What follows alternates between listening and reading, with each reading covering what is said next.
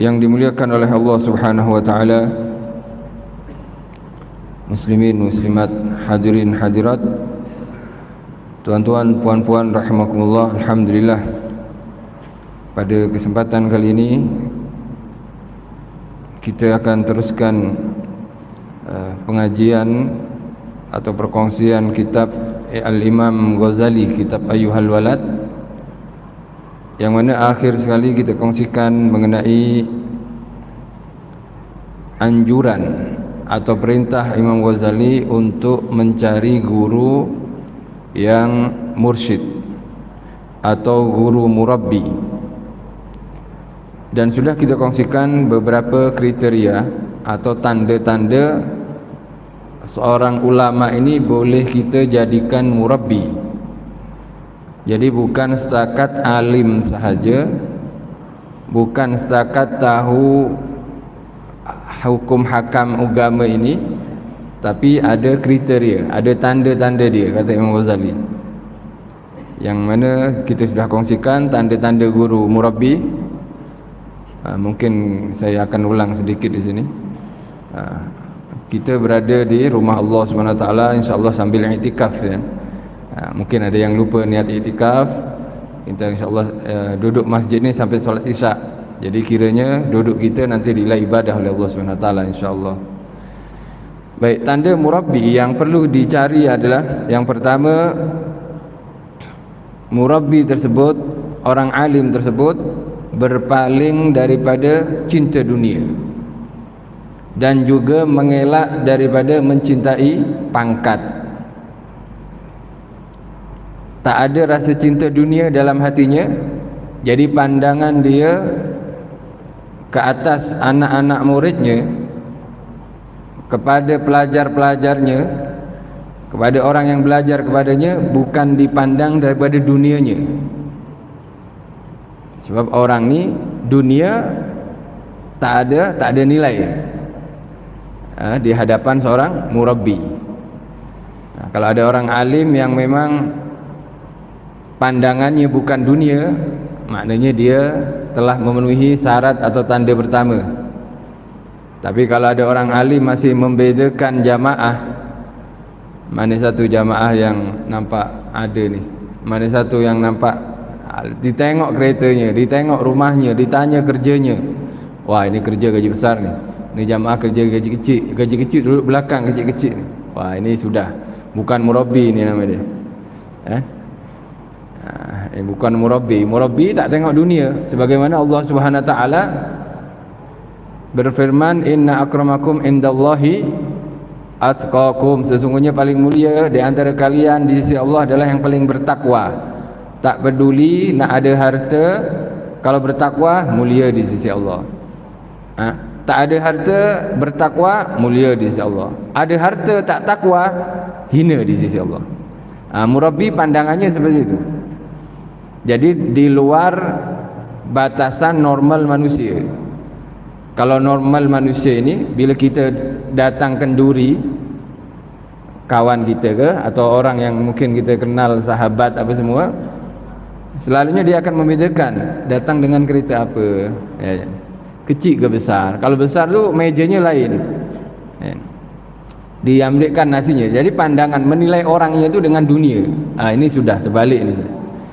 Allah memandang seseorang dengan ketakwaan, orang ini memandang orang, menilai orang dengan keduniaan. Yang terbalik. Yang kedua, orang ni murabbi ini tidak mencintai atau tidak ada rasa pangkat, atau tidak mencintai pangkat. Orang nak kenal dia tak ada masalah, orang tak kenal dia pun tak ada masalah. Yang penting pangkat saya, darjat saya di sisi Allah tetap atau bahkan bertambah tinggi. Itu murabbi. Jadi dunia, dia pejam mata pasal dunia, awak rajin, awak memang betul-betul melaksanakan ilmu awak, jadi anak murid. Tak peduli miskin ke, kaya ke. Oleh itu salah satu contoh murabbi adalah Sayyidina Hasan Al-Basri, yang mana orang yang paling patuh, paling taat akan duduk di paling habis soft pertama, berebut di zaman tabi'in. Kan orang-orang yang kaya ini banyak bisnes, datang-datang lambat selalunya. Jadi duduknya terakhir. Sampai-sampai mereka yang kaya-kaya ni jealous kepada yang miskin. Seandainya saya tak ada kerja ni, seandainya saya tak ada kebun ni, saya boleh duduklah depan Syekh Hasan Al-Basri ni. Dia jealous kepada yang miskin sebab boleh rapat duduk dengan syekhnya, Syekhul Murabbi. Yang mana Sayyidina Hasan Al-Basri bila dalam majlisnya tak pernah cakap dunia. Dunia tak pernah dibahas. Bukan untuk mengajak orang cinta dunia. Kalau ada orang-orang mengajak cinta dunia, dah terbalik orang ni. Sepatutnya dia mengajarkan orang untuk cara pandang yang betul kepada dunia ini. Panjang juga jadinya ni. Ini ulang kaji tapi panjang. Baik, yang kedua, saya singkat sini kan. Yang pertama, murabbi itu tidak mencintai dunia dan tidak cinta pangkat. Yang kedua, beliau telah berguru dengan gurunya yang murabbi juga, bukan guru biasa. Dia mengaku murabbi, tengok kelakuannya, tak ada cinta dunia, tak ada cinta pangkat. Okey, gurunya tengok juga. Gurunya sama tak? Oh, sama. Nanti orang tersebut murabbi ini pastinya sebelum dia jadi murabbi, ketika memilih murabbi tadi, dia tengok gurunya juga, guru daripada gurunya, nanti bersambung kepada Sayyidina Muhammad sallallahu alaihi wasallam. Begitulah seterusnya wujud silsilah guru yang mursyid ini sehingga kan sampai kepada penghulu kita Rasulullah sallallahu alaihi wasallam. Rasulullah tak ada pandang sahabat tentang dunianya, tak ada. Tak kisah Nabi. Orang yang ada rumah, tak ada rumah, duduk bersama Nabi. Janji iman kepada Rasulullah, taat, ingin takwa, ibadah kepada Allah, duduk dekat dengan Rasulullah SAW. Dunia Nabi pandang bukan sebelah mata, pejam mata je, tak tengok dunia. Bahkan diriwayatkan Nabi selama hidupnya tak pernah buat renovasi rumah. Jadi rumah Nabi yang mula-mula dibina tu, itulah rumah dia, awal sampai akhir. Nabi hijrah daripada Mekah ke Madinah, sampai Madinah buat rumah, dibuatkan rumah. Selepas tu tak pernah buat renovasi rumah sudah. Sebab kenapa? Ya ini untuk rumah, janji dia menjaga dia dari panas matahari, hujan, boleh ibadah, ya sudah. Padahal rumah Nabi sangat rendah kan. Kita kalau hulurkan tangan ke atas tu sampai gitu. Yakni bumbung tu, atap tu sangat pendek, rendah macam tu. Itu tanda tak ada dunia dalam hati Rasulullah SAW. Dan ini perlu ada salah silah kepada seorang murabbi.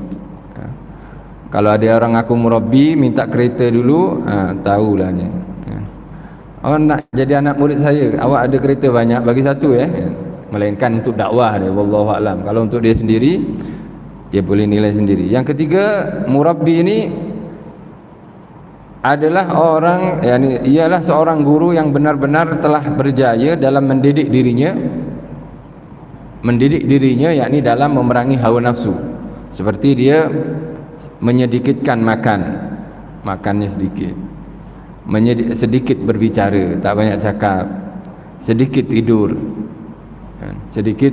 tidur.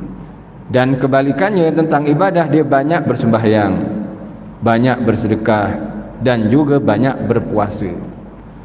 Kalau ada orang alim seperti ini, Masya Allah tabarakallah sudah. Masya Allah tabarakallah. Alhasil sebetulnya orang yang sedikit makan ini kita boleh buat drama sebetulnya. Ada jemputan, ustaz dijemput. Kalau saya nak drama pun boleh juga, dijemput makan oleh jamaah, makan sedikit. Orang kan tak tahu, padahal di rumah saya 3 pinggan. Di tempat contohnya, bukan 3 pinggan betul ni, tak habis saya 3 pinggan. Contohnya 2 pinggan di rumah, ketika di majlis setengah pinggan. Supaya murabbi, tak boleh, dia akan terkantuk juga nantinya orang macam ni. Kemudian yang keempat, tandanya selain dia sedikit makannya, sedikit bicaranya, kemudian sedikit tidurnya, yang keempat, beliau dengan sebab berguru dengan guru yang murabbi tadi telah mampu menjadikan akhlak mulia sebagai cara hidupnya. Sebab dia dah berguru dengan yang mulia, bersama dengan Nabi, maka akhlaknya akan betul-betul copy paste dengan Rasulullah, paling kurang lah, walaupun tak 100%. Jadi dia sabar, dia suka bersyukur, dia tawakal, dia qanaah, merasa cukup dengan yang ada. jiwanya penyantun, tawaduk, banyak ilmu, ada sifat malu dan menyempurnakan janji, kan? Berhati-hati dengan urusan baik dunia dan akhiratnya. Ini sifat-sifat seorang murabbi. Kemudian kali ini bila kita dah jumpa orang alim, seorang guru yang memiliki sifat-sifat 4 tadi, kemudian kita akhirnya kita daftar untuk menjadi anak muridnya. Orang kalau dah ikut sunnah Nabi, banyak solatnya, banyak puasanya, sedikit cakapnya, banyak Al-Qurannya, ini senang nak jadi kekasih Allah Subhanahu Wa Taala. Ketika dah senang jadi kekasih Allah, maka beberapa rahsia akan disingkapkan kepadanya. Sebagaimana Rasulullah SAW, kadang kalau ada sahabat datang, Nabi tak perlu bertanya, dia terus Nabi cakap saja, awak perlu macam ni. Seorang ulama murabbiun, kalau betul-betul murabbi, kita datang ke hadapannya terus tahu dia. Belum cakap apa-apa, belum kita pernah berjumpa dengan dia, kita nak ziarah saja. Lala sekali, assalamualaikum, duduk sini. Awak belum kahwin lagi ya? Nak cari jodoh ya? Okey, buat solat ini, buat solat ini, terus tahu dia. Padahal kita tak pernah jumpa. Sebab kenapa? Sebab akhlaknya, ibadahnya dan cara hidupnya telah mengikuti Rasulullah SAW. Akhirnya kemuliaan tersebut diberikan kepadanya, yang disebut karomah, atau bahasanya keramat. Keramat tu karomah. Karomah itu kemuliaan. Kemuliaan yang Allah kurniakan pada sebagian hamba-hambanya. Baik. Jadi ketika jumpa orang alim macam ni, maka kita kena menjaga adab-adab kepadanya. Baik. Sekarang lagi mudah. Kalau dulu kan, orang nak mencari guru ni sampai pusing-pusing dunia. Ada seorang ulama Maroko, dia cari daripada Maroko, dia cari ke Mesir, dia ke Syria, dia ke Yaman, pusing-pusing dunia dia cari murabbi. Lala sekali jumpa di satu kampung di Yaman. Kalau sekarang senang, kita jumpa orang ni duduk mana, katakanlah luar negara, kita boleh beli tiket. Kalau dulu kan susah kan, beli tiket, naik flight, kenalan, ta'aruf, dah kenal saya dari ini, senang. Lepas tu balik, tak perlu duduk sana kalau sekarang. Sebab apa? Pasti dia ada channel YouTube. Jadi kalau mengajar kan selalunya ada buat live dia, buat siaran langsung. Kita boleh ikut dalam siaran langsungnya. Kalau dulu susah, kena duduk bersama sampai 20 tahun, sampai 30 tahun ulama-ulama dulu. Dan kalau sekarang alhamdulillah. Oleh sebab itu, kalau kita dah mendengar berita atau mendengar kabar ada ulama yang seperti itu, maka datanglah. Sesungguhnya itulah betul-betul penerus baginda Nabi Muhammad sallallahu alaihi wasallam. Dikatakan kan al ulama'u warasatul anbiya. Ulama itu pewaris para nabi. Itu ulama yang macam mana? Yang seperti itu, yang akhlaknya memang nabi, cinta dunianya tak ada dalam hati, pangkat dia tak peduli, banyak puasa, banyak banyak ibadahnya. Orang seperti inilah pewaris nabi. Maknanya kalau pewaris ini kan, kalau ahli waris, ya maknanya dekat dengan yang mewariskan nantinya, dekat dengan Rasulullah sallallahu alaihi wasallam. Alhasil, bila kita dah datang kepada dia, kemudian kita register atau daftar untuk jadi anak muridnya, selalunya bukan mudah. Kalau jumpa orang macam ni, selalunya bukan mudah. Kalau betul-betul murabbi ni, dia akan tes kita, akan cabar kita, layak ke tak layak jadi anak murid saja. Sampai macam ni. Pernah berlaku seorang murabbi ni dijumpai oleh pencari murabbi. Lala sekali dia datang ke tempat murabbi tadi. Fulan ini cakap, lelaki ni, ya Syekh, Syekhul murabbi. Syekh ni dalam bahasa Arab kan guru. Sebetulnya Syekh tu artinya dalam arti bahasanya, Syekh tu orang yang berusia lebih daripada 40 tahun. Kalau ada orang umur 40 tahun lebih ke atas, itu boleh dipanggil Syekh sudah. Ya Syekh, ya Syekh.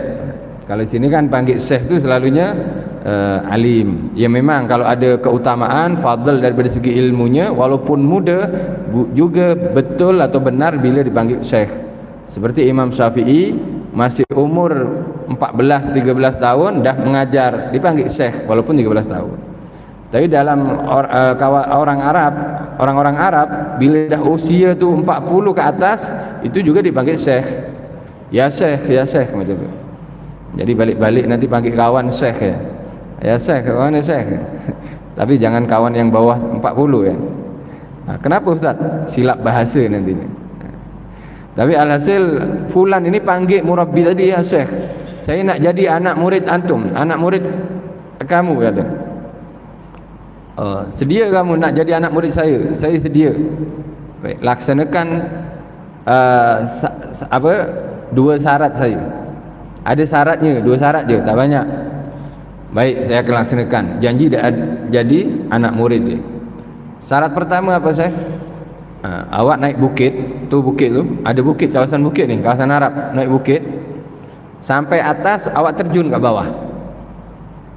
Wah, agak-agak kita balik ni orang gila ni sudah, suruh kita mati kan. Ya. Tapi dia pastinya dah diperiksa dulu, dicek dulu betul-betul ke tak ini syekh ni murabbi. Oh betul, ikut sunnah Nabi, istilahnya terkenal dengan kesolehannya. Lala sekali, tak apalah. Baik, saya akan laksanakan. Naik bukit ni. Sampai kat ujung bukit, lompat betul, mati kata dia. Ya. Lompat, Allahu Akbar, lompat. Lala sekali nak sampai kat bawah, ditangkap jarak jauh macam ni. Ditangkap jarak jauh. Jadi dia tak sampai ke tanah jatuhnya. Subhanallah. Dipanggil, saya berjaya saya? Belum, saya nak tanya. Masa lompat tadi, awak buka mata ke pejam mata? Saya pejam mata, tak sah, kena buka mata, ulang lagi. Ya. Jadi, wah ini orang dulu memang macam tu ya, suka tes macam ni. Sekarang tak adalah, orang tak percaya. Kita suruh naik ke LCC, suruh lompat kat sana, jangan sudah. Ya, tak ada murabbi macam tu sekarang. Ya. Ini contoh seorang murabbi kadang memberikan cabaran. Ada yang minta duit kadang. Memang ada yang minta duit. Dia rumahnya gubuk, tapi duit tu diberikan kepada asnaf, kepada anak-anak yatim, dia bantu untuk orang. Selalunya macam tu juga. Lala sekali dia ulang, dia naik bukit lagi kali kedua. Kemudian dia lompat, buka matanya. Wah, ini haraplah ditangkap lagi kan. Masa pertama tadi ditangkap, harap yang kedua ditangkap. Akhirnya dia pun dengan keyakinan lompat lagi, buka mata, lihat pemandangan ya, jatuh, ditangkap. Okey, dia berjaya syarat pertama. Syarat kedua ini dah sampai malam. Awak sekarang balik rumah ya. Kemudian nanti sampai rumah ni dah tengah malam ni. Bila ada orang balik rumah ambil parang, sembelih orang yang tidur dengan ibu awak. Wah, ini lagi mengacau ni ya, tak boleh lah, syariat kita tak boleh ikut. Tapi ini memang berlaku, dalam kitab dijelaskan. Akhirnya, macam mana ni saya boleh suruh sembelih ayah dia katanya. Tapi bukan dia, syekh tu bukan cakap sembelih ayah dia, sembelih orang yang tidur dengan ibunya. Lala sekali apa? Dia pun buat juga, dia sanggupi syarat tersebut. Dia balik rumah ambil barang, tengok ibunya tidur, sebelahnya ada orang disembelih olehnya. Kata saya tu, lepas sembelih kepala tu bawa sini, kepala yang disembelih. Jadi disembelih sampai terputus ni. Ini malam ya, tak ada lampu dulu, ceret. Akhirnya dipegang rambutnya, dibawa ke syekhnya. Awak sembelih nanti tengok tak muka orang tu? Tak tengok. Tengoklah sekarang. Ditengok sekarang, tak tahunya bukan ayahnya. Itu seorang pencuri. Jadi seorang pencuri, dia guna obat, ibunya tu tertidur. Subhanallah, apa cerita, dia pun tertidur juga akhirnya. Ya, nak buat jahat. Tengok ayahmu bagaimana? Tak tahunya ayahnya tu ada tugas, ada keluar di berjaga macam tu. Subhanallah. Akhirnya kau tengok siapa yang kau sembelih? Tak tahu, tak kenal. Ini orang nak merompak, nak buat jahat dengan ibumu. Lagi dia yakin dengan murabbi tersebut. Tapi sekarang janganlah. Ini cerita dulu nih, cerita orang murabi. Sekarang mungkin cabarannya dulu yang paling disayang tuh orang tua. Ayah sangat, orang anak-anak dulu sangat sayang pada orang tua. Kalau sekarang anak-anak sayang dengan harta. Orang tua sakit, dia ada sebagian yang tak peduli, tak apa, dia tak. Tapi dia sayang harta. Oleh cabaran sekarang ni orang tak boleh kacau di hartanya. Kalau dulu orang tua yang paling berharga, sekarang harta yang paling berharga. Pandangan orang. Wallahu alam, kalau ada murabbi sekarang memenuhi syarat, mungkin ya berkaitan dengan harta ya. Tapi sekiranya harta itu diambil oleh murabbinya untuk dia sendiri pribadi, ya kita boleh nilai lah. Tapi kalau kita tengok, kita perhati, duit tadi, harta tadi bukan untuk dia, tapi dia salurkan kepada bahagian-bahagian anak yatim, madrasah, pondok, dan membantu asnaf seterusnya, maka kemungkinan dia memang seorang murabbi. Baik, akhirnya diterima menjadi anak murid seorang murabbi. Kita kalau diterima jadi anak murid murabbi, ada adab-adab. Di sini disebutkan oleh Imam Ghazali. Ini sambungan yang tadi. Adapun dikatakan, dan siapa yang telah mendapat karunia yang baik lalu ia bertemu dengan syekh murabbi dan pihak murabbi pula bersedia untuk membimbingnya, maka hendaklah ia benar-benar menjaga adab-adab terhadapnya. Sebab ini kekasih Allah. Sama ada adab yang zahir ataupun adab yang batin. Adapun adab-adab yang zahir itu, pertama, bahawa ia jangan sekali bertengkar dengannya. Maksudnya bertengkar ni melawan perkataannya. Melawan perkataannya. Disuruh apa, buat saja. Ini bukan orang alim biasa, bukan penceramah saja ini, bukan orang yang dipanggil ustaz saja. Tak, ini murabbi, seorang murabbi. Bila jumpa orang macam ni, dia cakap apa, laksanakan. Dulu di kampung masih ada ibu ayah tu jumpa seorang murabbi, dia cakap apa, dia ketika ibu ayah saya nak balik, naik kayu basikal dulu berdua, nak balik rumah, kata guru ni, jangan balik dulu, 2 jam lagi baru balik. Padahal dah lama, 2 jam lagi balik, tinggal dia laksanakan tugas perintah tersebut. Akhirnya ditunggu-tunggu sampai 2 jam baru balik. Selepas 2 jam dia balik, kayu basikal, tak tahunya ada kayu besar. Kayu besar yang pokok besar ni tumbang ke jalan. Akhirnya ditanya, bila tumbang pokok ni? 2 jam lepas. 2 jam yang lalu dia tumbang pokok ni. Maknanya apa? Maknanya kalau dia tak buat apa yang diucapkan tadi, mungkin dah tertimbun, mungkin dah terhempap oleh pokok besar tadi. Oleh sebab itu adab kita bila jumpa seorang murabbi ini, maka jangan bertengkar, maksudnya melawan perkataannya. Ya, marhaba, sedia, siap, macam tu sudah. Dan jangan pula suka berhujah melawannya pada apa jua masalah, walaupun ia mengetahui salahnya secara zahir. Lebih-lebih kalau dalam bahasa Arab, ada apa, kadang murabbi ni cakap Arabnya pun tak fasih, anak muridnya lebih fasih cakap Arab. Itu anak murid kena ada adab, jangan buat salah. Kadang murabbi itu bukan tak tahu itu salah, itu sengaja untuk mengetes adab muridnya. Sampai pernah ini seorang santri ini mendengar ceramah gurunya. Gurunya itu menyampaikan satu syair Arab. Satu syair ni dalam bacaannya itu sepatutnya dibaca bawah, garis bawah. Tapi oleh gurunya dibaca baris dhammah. Dalam bahasa Arab baris bawah tu khafat, nama dia khafat. Kalau dhammah rafa, marfu atau rafa. Lala sekali bacaan yang patutnya baris bawah dibaca baris dhammah. Kata anak muridnya, takkanlah saya berguru dengan guru yang tak tahu bahasa Arab. Dah tahu jelas patutnya baris bawah dibaca, dia baca dhammah.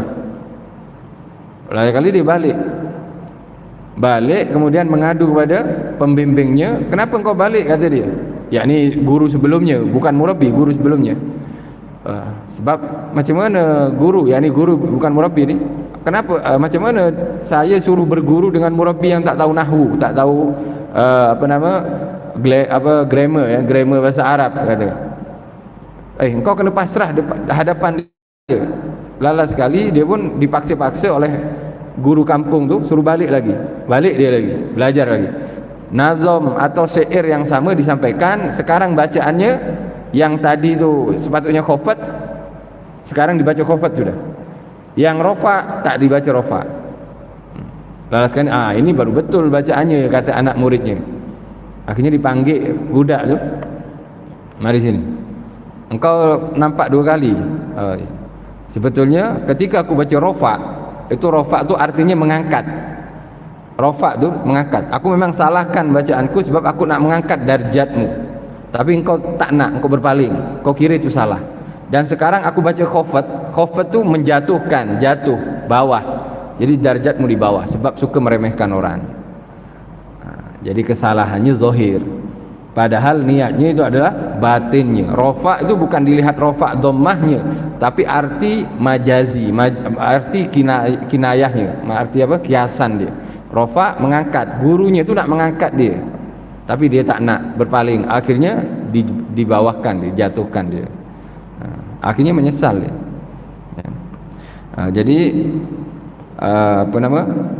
jangan suka berhujah, melawannya pada apa jua masalah walaupun ia mengetahui salahnya. Baik. Ini salah bukan salah syariat, ya. Salah pada zahirnya, pada hakikatnya pun kita tak tahu. Baik. Kedua, jangan ia bersegera meletakkan sejadah di hadapannya kecuali pada waktu itu hendak menunaikan sembahyang. Kalau kita nak berkhidmat, nak melayan, jangan terus letak sejadah di hadapannya seakan-akan kita ini memerintah dia untuk solat. Kan tak adab kan. Orang masih mungkin nak menegur, nak tegur sapa dengan orang lain, nak menyapa ni, nak menyapa sana. Lalas sekali beri sajadah, tak ayat banyak cakap, solat je, seakan-akan cakap macam tu, diberi sajadah terus. Itu bukan beradab, dia kata. Ini Imam Ghazali yang berkata. Dan apabila ia telah selesai sembahyang, maka hendaklah ia segera mengangkatnya, diangkat sejadahnya. Kalau dulu solatnya kan enggak mana-mana kan, di padang, di bukit. Jadi orang kalau dah bentang sejadah tu nampak dia memang ibadah. Kenapa dia kalau dah selesai solat atau sembahyang kena angkat terus sejadahnya? Dikarenakan supaya selamat daripada riak. Kalau kita kan paling suka kalau bilik solat di rumah tu kita terlalu jauh, kita solat di bilik kita. Kan solat di bilik kita. Lepas tu kita bentang sejadah di bilik. Lala sekali sejadah tu kita tak lipat, tak letak balik pada tempatnya.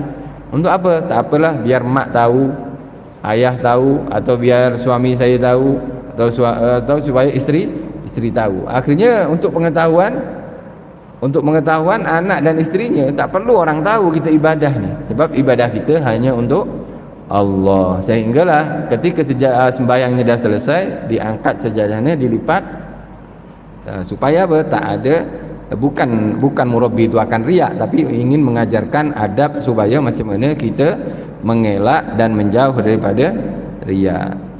Yang ketiga, jangan memperbanyak sembahyang sunnah di hadapannya. Ini pun sama. Di hadapan murabbi, Masya Allah, macam malaikat dah, sunnah-sunnah, padahal di rumah tak pernah solat sunnah. Tak perlu banyak macam tu. Takutnya apa? Takut silap niat.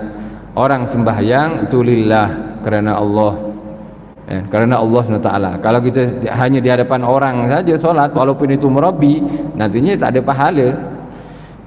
Bukan lillah, tapi hasilnya lelah, ya, penat, letih, ya. Bukan lillah tapi lelah nantinya. Jadi jangan banyak solat di hadapan murabbi tadi. Keempat, hendaklah ia mengamalkan apa-apa yang disuruh oleh gurunya dengan kadar kemampuannya. Jangan setakat rajin minta ijazah, bagi nasihat saya, bagi ijazah saya zikir atau wirid. Lalu sekali wirid sebanyak-banyaknya, ijazah daripada ramai ulama, tak buat-buat. Kalau kita jumpa murabbi, satu dua wirid atau zikir atau amal ibadah, solat ke, puasa ke, diperintahkan buat saja. Sebab kenapa? Sebab murabbi ini telah diberi seperti firasat ya, oleh Allah Subhanahu wa taala untuk apa? Untuk memberikan jalan paling laju, paling cepat kepada anak muridnya ini sampai kepada Allah. Ya kan, kita tak tahu kita ini masuk surga sebab amalan yang mana satu. Kata Nabi, ada seorang Bani Israel, riwayat perempuan, ada riwayat lelaki, yang disebabkan dia memberikan minum seekor anjing, dia masuk surga. Jadi masuk surganya bukan kerana solatnya, bukan kerana puasanya, bukan kerana sedekahnya, kerana air yang dia ambil daripada perigi yang diberikan kepada seekor anjing. Kemudian Imam Ghazali juga pernah ketika sudah wafat tu, kawannya mimpi bertanya kepada Imam Ghazali, "Ya Ghazali, ya Muhammad," nama dia Muhammad Imam Ghazali, "apa keadaanmu sekarang?" Tak tahunya Imam Ghazali, "Ya macam inilah keadaanku, duduk di singgasana." "Apa yang membuat engkau dapat penghargaan ini daripada Allah?" Kata Imam Ghazali, "Bukan ngarang kitabnya, bukan qiyamul lailnya." Imam Ghazali qiyamul lail maksudnya solat tahajud, mengajar, tulis kitab sangat banyak. Dia kata Imam Ghazali, "Ini aku dapatkan dikarenakan satu masa ketika aku nak tulis, aku masukkan pen ini dalam dakwat, aku angkat dakwat ini ada lalat. Lalat nampak kehausan. Dakwat masih basah ni. Akhirnya Imam Ghazali biarkan lalat tersebut minum. Jadi dia tak teruskan untuk menulis atau dia tak menghalau lalat tersebut. Dibiar sampai lalat tu terbang sendiri. Selepas lalat tu terbang, Imam Ghazali dah, oh ini mungkin dah kenyang sudah. Akhirnya Imam Ghazali teruskan tulis. Sebab amal ini katakan Imam Ghazali dapat kemuliaan. Seorang murabbi itu seperti ini. Dia tahu awak buat ibadah yang ini, awak buat ibadah yang ini. Sebab apa? Dia tahu mana satu ibadah yang boleh diterima oleh Allah SWT. Macam mana dia tahu? Firasat dan ilham yang Allah berikan kepada orang yang betul-betul mengikuti kehidupan Rasulullah sallallahu alaihi wasallam. Sekali lagi, ini semuanya adalah untuk murabbi. Murabbi yang tadi tu ya, bukan zakat orang-orang biasa ni.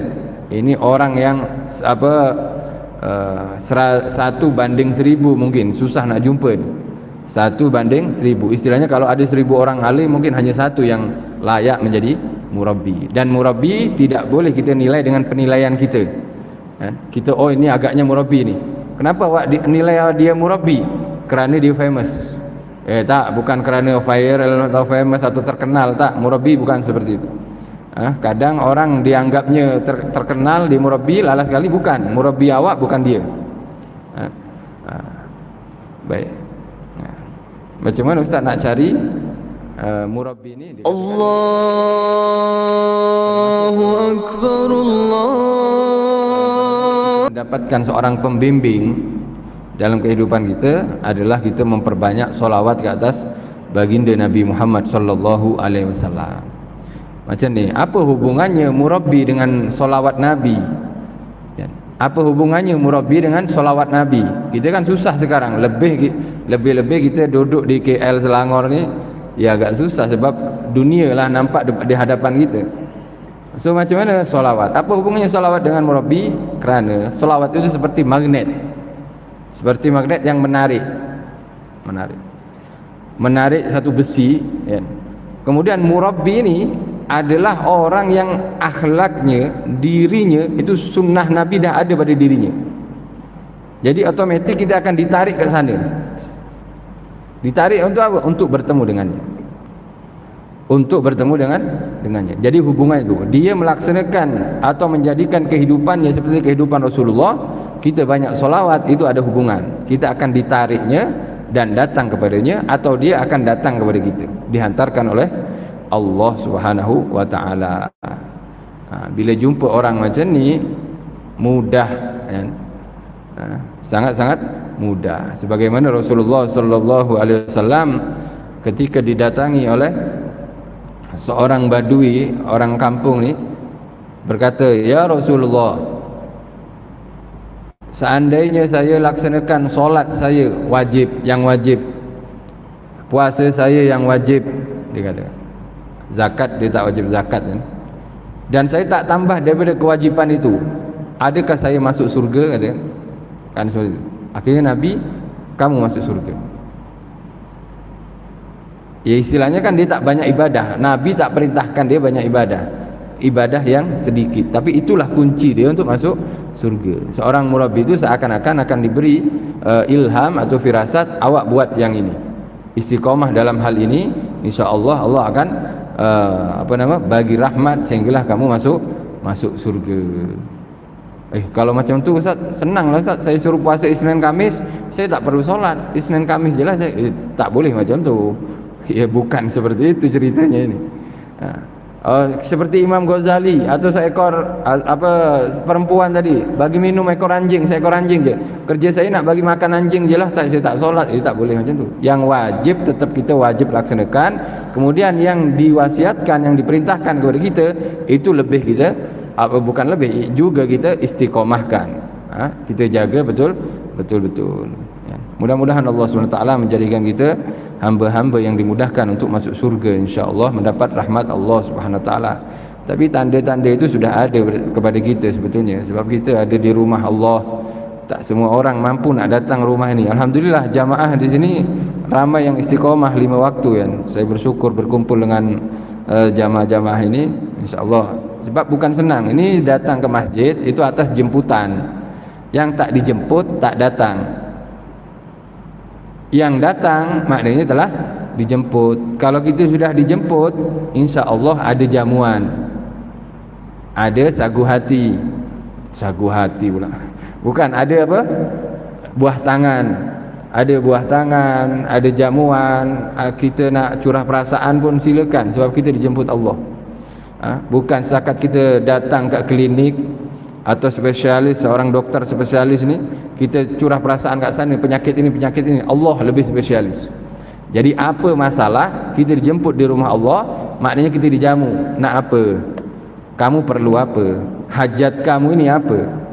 Ini jemputan Allah SWT. Alhamdulillah, bersyukur yang istiqomah. Dan juga saya pun walaupun dah lama juga datang masjid ini, tapi alhamdulillah dapat berkumpul dengan orang-orang berjamaah. Ini termasuk tanda kita dijemput oleh Allah. Maknanya kita akan ada jamuan, kita akan ada buah tangan, insya-Allah. Mudah-mudahan kita niat istiqamah, kita buat ibadah seperti ini sampai akhir hayat kita, sehinggalah kita husnul khatimah mengakhiri hayat ini, insya-Allah indal mauti lillahi ta'ala. Mungkin ini saja yang saya boleh kongsikan. InsyaAllah pada kesempatan akan datang kita akan teruskan pada nasihat ke-17. Kesalahan, kesilapan atau ada kasar dalam penyampaian mohon dimaafkan. InsyaAllah kita tutup dengan doa. Bismillahirrahmanirrahim. Alhamdulillahirrabbilalamin. Allahumma salli wa sallim ala sayyidina Muhammadin wa ala ali sayyidina Muhammad. Rabbana anfa'na bima 'allamtana. Rabbi 'allimna alladhi yanfa'una. Rabbi faqihna wa faqih ahlana wa qarabatina fi dinina ma ahli kutri unsa wa dzakar. Rabbi waffiqna waffiqhum lima tartadi qawlan wa fi'lan karama warzuqil kulla halalan daima wa akillat ulama nukhda bil khairi wa nukfa kulla syar. Rabbana aslih lana kulla syu'un wa akirra birridha minkal uyun waqdi anna rabbana kulla duyun qabla an ta'tiyana rusulun manun waghfir wastur anta akramu man satar. Wa salatullahi ta'ala mustafa man ilal haqqi da'ana wal wafa bi kitabin fi linasi shifa wa 'ala al-ali al-kirami syurafa wa 'ala sahbil masabihil gurar. Allahumma hdina bihudak waj'alna mimman yusari'u fi ridak wa la tuwallina waliyan siwak wa la taj'alna mimman khalafa amraka wa 'asak. Wa sallallahu ala sayyidina Muhammadin wa ala alihi wasallam. Alhamdulillahirabbil alamin. Al-Fatihah. Bismillahirrahmanirrahim. Alhamdulillah. Iyyaka na'budu wa iyyaka nasta'in. Jazakumullahu khairan katsira. Terima kasih saya ucapkan. Wabillahi taufiq wal hidayah wa ridha wal inayah. Assalamualaikum warahmatullahi wabarakatuh. Azan. Dekat.